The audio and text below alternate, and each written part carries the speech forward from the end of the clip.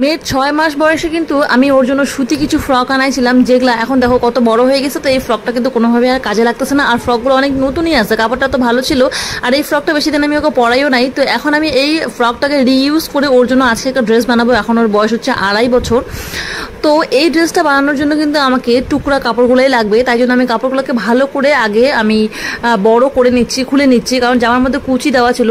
আর এই সমস্ত কাপড় মানে সেলাই খোলার জন্য এই যে টুলটা, এই টুলটা কিন্তু অনেক বেশি ভালো। এটাকে আজকাল কিন্তু অনেকেই মানে পুরা অনেক ইউজেস রয়েছে কিন্তু ইউটিউবে, আমার চ্যানেলের মধ্যেও আছে। তো ওইভাবে আমি খুলে দিলাম, খুলে একটা অন্য এক্সট্রা কাপড় ওই কাপড়ের মাপ করে কাইটে নিলাম। কাইটে নেওয়ার পরে এই কাপড়টাকে জোড়া দিয়ে ওই কাপড়টা একটু বাড়ায় নিলাম, কারণ আমার মেয়ে তো লম্বা হয়েছে আর ওই যে ঘেরের কাপড়টা ওইটা একটু ছোট, তাই কাপড়টাকে একটু বড় করে নিলাম। বড় করে নেওয়ার পরে এখন আমি কিন্তু সুন্দর করে কাটিং করে নিব। তার আগে বলি, কাপড়টাকে কিন্তু সোজা দিকে রাখে আমি আগে সেলাই করে নিয়ে কিন্তু ভালো করে অ্যাটাচ করে নিছি নিজের মতো করে। ঠিক আছে, যেমন একটা নতুন কাপড় থাকে, একটা থান কাপড়গুলো যেমন থাকে ওরকম আগে করে নিলাম। করে নেওয়ার পরে কিন্তু এখন আমি তোমাদেরকে আসল জিনিসটা দেখাবো। এটা কিন্তু খুব সুন্দর করে আমি কাটিং করে নেব। এবার বলি, এইরকম যে জিনিসটা আমি আজকে বানাচ্ছি ওইটা কিন্তু তোমরা যে কোনো বয়সের জন্য বানাতে পারো। এই যে কাপড়টা, উপরের যে কাপড়টা, ওই কাপড়টা আমি একটু বড় মানে ছোট নিছি। তোমরা যদি চাও একটু বড় নিতে পারো, নিলে তোমরা বড়দের জন্য কিন্তু তৈরি করে নিতে পারবা। ঠিক আছে, তো ভিডিওটা অবশ্যই ধৈর্য সহকারে দেখো। আর চ্যানেলটাকে সাবস্ক্রাইব করতে কিন্তু ভুলবা না, প্লিজ সাবস্ক্রাইব করো। চ্যানেলটাকে সাবস্ক্রাইব করে কিন্তু বেল বাটনটাকে বাজায় দাও, কমেন্ট করো। তোমাদের কমেন্ট কিন্তু ভ্যালুয়েবল কমেন্ট, আমি অবশ্যই পড়ি, প্রত্যেকটা কমেন্টের আনসার দিই। ঠিক আছে, আমার চ্যানেলের সাথে যুক্ত থাকো। একটা চাপ সেলাই দিয়ে দেওয়ার পরে কাপড়টাকে আমি দেখো লম্বা কাপড়টাকে 4 ভাঁজে ভাঁজ করে নিব।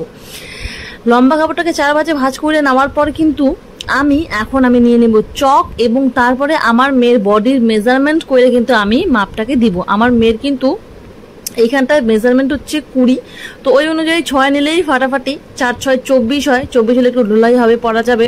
তো 6 দাগ করে দিলাম। এবার আমি নিচের জন্য দিয়ে দেবো কিন্তু এখানটায় ঠিক এক্স্যাক্টলি 7-এ।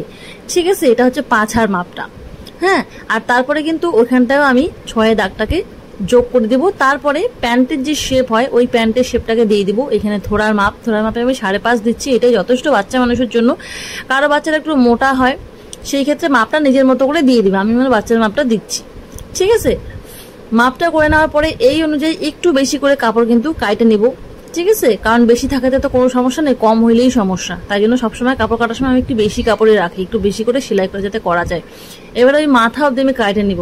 কাটে নেওয়ার পরে কিন্তু এইরকম ভাবে শেপটাকে দিয়ে দিব। শেপটাকে দিয়ে দেওয়ার পরে এখন আসবে সেলাইয়ের পালা।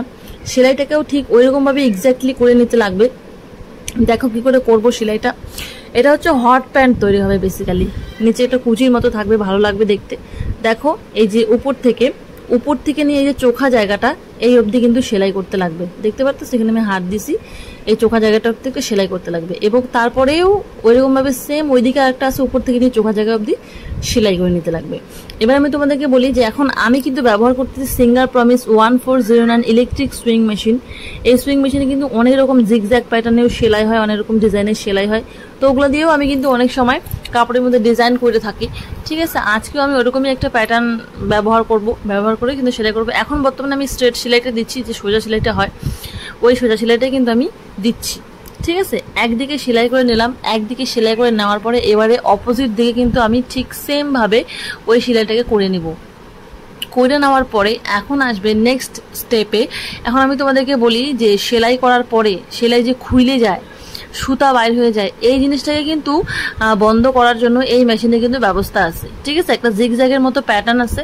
ওই প্যাটার্নটা দিয়ে যদি সুন্দর করে যদি মানে কাপড়ের মাথাগুলো যেদিকে সুতা বাইর হবে ওইদিকে যদি বসাই দিয়ে সেলাইটা করে দেওয়া যায়, ওই সেলাইটা করে দিলে কিন্তু সুতা বাইর হওয়ার আর কোনো চান্স থাকে না। আমি প্রথম যখন এই মেশিনটা দিয়ে সেলাই করছি তখন আমি জানতাম না যে সুতা বাইর হয়, এত প্রবলেম হয়।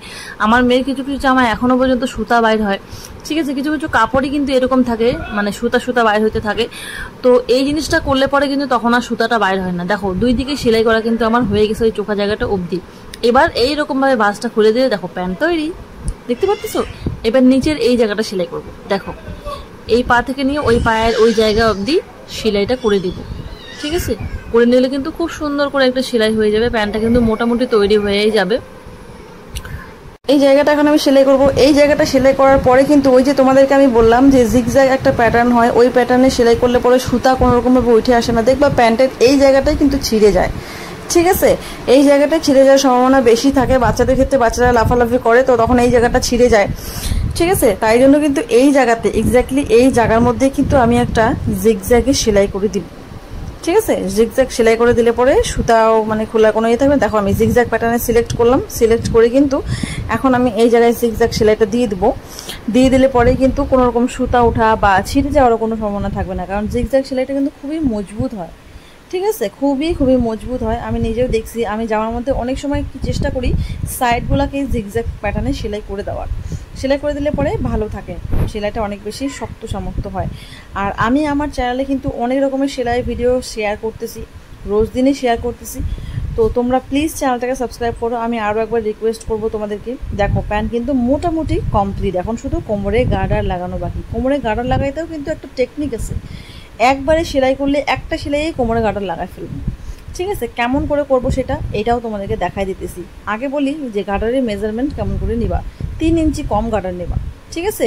মানে 15 ইঞ্চি যদি তোমার কোমর হয়ে থাকে তাহলে 15 থেকে 3 ইঞ্চি বাদ দিয়ে তুমি কিন্তু গার্ডারটাকে কাটবা, ঠিক আছে। একবারে মাপবা, স্কেলটা নিবা, 15 থেকে তুমি 3 ইঞ্চি বাদ দিয়ে, যেমন ধরো 11 তুমি যদি নিতে চাও তাহলে 11, 12, 13, 14, 15, 4 ইঞ্চি হয়েছে, 4 ইঞ্চিও কোনো সমস্যা নাই, 12 নিতে পারো, ওই 3-4 ইঞ্চি মতো কম নিলে হয়। এবার গার্ডারটাকে তুমি জয়েন করে দিবা, সুন্দর করে জিগজ্যাগ প্যাটার্নে আমি গার্ডারটাকে জয়েন করছি, ঠিক আছে। এটা কিন্তু শক্তপোক্ত সেলাই।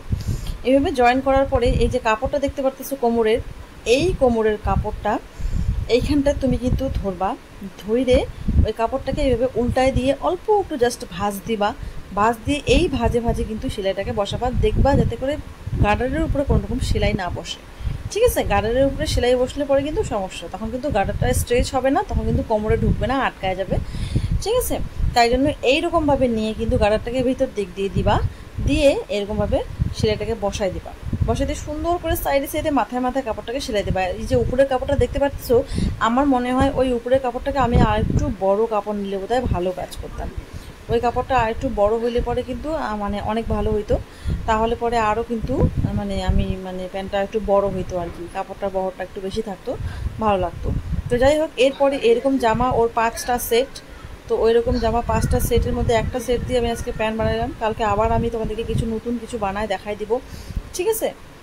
তো তখন তোমরা দেখতে পাবে। এখন আমি নতুন জিনিস, আমি যে কোনো পুরানা ক্লোথ দিয়ে রিইউজ আইডিয়া বা অনেক কিছু করতেছি, ঠিক আছে। তো সেগুলো তোমরা অবশ্যই দেখতে পারবা। দেখো সেলাইটা আমি কিন্তু মাথায় করতেছি, এখানটা কিন্তু আমি এবার জিগজ্যাগ দিয়ে দিচ্ছি, ঠিক আছে। এখানে কিন্তু স্ট্রেট সেলাইও দেওয়া যায়, স্ট্রেট সেলাই দিলে ভালো হয়। আমি প্রথমে ভাবছিলাম যে জিগজ্যাগ দিলে মনে হয় বেশি ভালো হবে, কিন্তু না, স্ট্রেট সেলাই দিলে বেশি ভালো হচ্ছে এই জায়গাটা, ঠিক আছে। গার্ডার লাগানো আরও অন্য একটা পদ্ধতিও আছে, যেটা হচ্ছে আগে কাপড়টাকে সেলাই করে নিবা, সেলাই করে নেওয়ার পরে গার্ডারটাকে ঢুকাই দিবা সেফটি পিনের মাধ্যমে, তারপরে গার্ডারটা সেলাই করবো, তারপরে কাপড়ের ওইটুকু অংশ যেটুকু ফাঁকা দিয়ে ঢুকাইছে ওইটা দিয়ে পূরণ করে দিবা।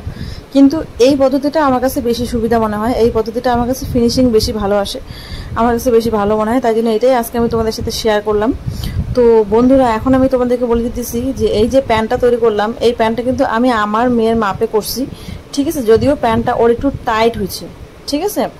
মানে আমি যে কোনো ভিডিও বানাইলাম বা কোনো কিছু বানাইলাম সেটা যে একদম পারফেক্ট হবে এমনটা কিন্তু না। ওকে যখন পড়াইছি আমি, ওর মানে বাম সাইডটা, পাশার সাইডটা আর কি টাইট মনে হচ্ছে আমার কাছে, তো ওই প্যান্টটা আমি ওকে পরাচ্ছি না এখন আর, ঠিক আছে। তো ওইটা যদি আমি কোমরে যে মাপটা নিয়েছিলাম ওটা যদি আমি 6 না নিয়ে 7 নিতাম তাহলে পরে আমার পারফেক্ট হইতো, কারণ এর আগে আমি ওর একটা কাপড় দিয়ে, মানে প্রত্যেক কাপড় কিন্তু একই রকম হয় না, ঠিক আছে। এর আগে যে কাপড় দিয়ে বানাচ্ছিলাম 6 মাপ নিয়ে, ওই কাপড়টা স্ট্রেচেবল ছিল তাই 6 মাপে হয়ে গেছে, কিন্তু এই কাপড়টা স্ট্রেচেবল না।